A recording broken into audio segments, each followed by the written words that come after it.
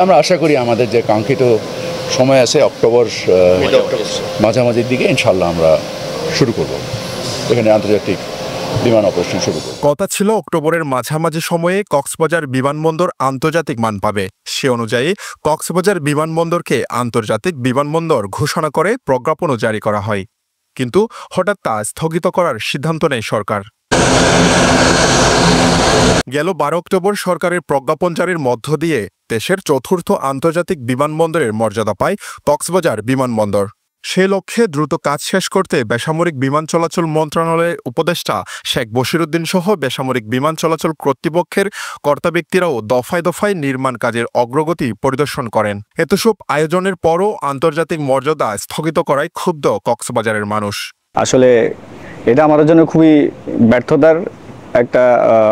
ব্যর্থতার ও হতাশার হয়ে দাঁড়িয়েছে। আমরা আন্তর্জাতিক বিমানবন্দর পেয়েও হারাতে যাচ্ছি। সরকার এখানে অনেক টাকা খরচ করছে না, অনেক কিছু করছে না, এত কিছু করার পরও আন্তর্জাতিক হয় নাই, এই জন্য ঠিক হয় নাই। আমাদের জন্য লজ্জাজনক না এটা।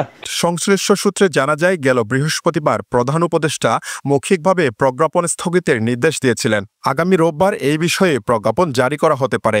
সরকারের এমন সিদ্ধান্তে কক্সবাজারের বিভিন্ন মহলে চলছে আলোচনা সমালোচনার ঝড়। হঠাৎ করে গতকালকে থেকে শুনতেছি এটা বাতিল করা হয়েছে, আন্তর্জাতিক ফ্লাইট বিমানবন্দরটা বাতিল করেছে। এর ফলে আমরা আসলে যে আশা আকাঙ্ক্ষা করছিলাম ট্যুরিজম নিয়ে বলেন, কক্সবাজারের মানুষ জন, উমরা যাত্রী সবাই জন্য একটা হতাশায় পরিণত হয়েছে। এখন বাতিল করা হয়েছে শুনে আমরা খুবই মর্মাহত। আসলে এই এফেক্টটা পর্যটন শিল্পের উপরও পড়তেছে। সামগ্রিক কক্সবাজারবাসী আমরা খুবই মর্মাহত। পর্যটন সংশ্লিষ্ট ব্যবসায়ীদের মতে কক্সবাজার বিমানবন্দরটি পূর্ণাঙ্গ আন্তর্জাতিক বিমানবন্দরে রূপ নিলে পর্যটন শিল্প প্রবাসী সুবিধাসহ বদলে যেতে পারত এই জনপদের অর্থনৈতিক চাকা। পুনরায় যদি আন্তর্জাতিক বিমানবন্দরের মানদণ্ড বজায় রেখে করা হয় তাহলে বিমানবন্দর আন্তর্জাতিক করা সম্ভব। এই বিমানবন্দরটি একটি হেভি ডোমেস্টিক বিমানবন্দর করা সম্ভব। এটি পর্যটকদের জন্য একটি ডোমেস্টিক বিমানবন্দর করা হোক। সরকারের হঠাৎ এমন সিদ্ধান্ত কেন তা জানেন না খোদ বিমানবন্দর পরিচালকও। আমরা এখনো কোনো কিছু জানি না। আন্তর্জাতিক ঘোষণা হয়েছে এটুকুই জানি, বাতিল হয়েছে বা কোনো কিছু এই বিষয়ে আসলে আমরা কিছু জানি না। তবে বিমানবন্দরটিকে আন্তর্জাতিক স্বীকৃতি দেওয়ার পর এখন পর্যন্ত কোনো দেশি বিদেশি এয়ারলাইন্স কক্সবাজার থেকে আন্তর্জাতিক ফ্লাইট চালুর ব্যাপারে আগ্রহ দেখায়নি।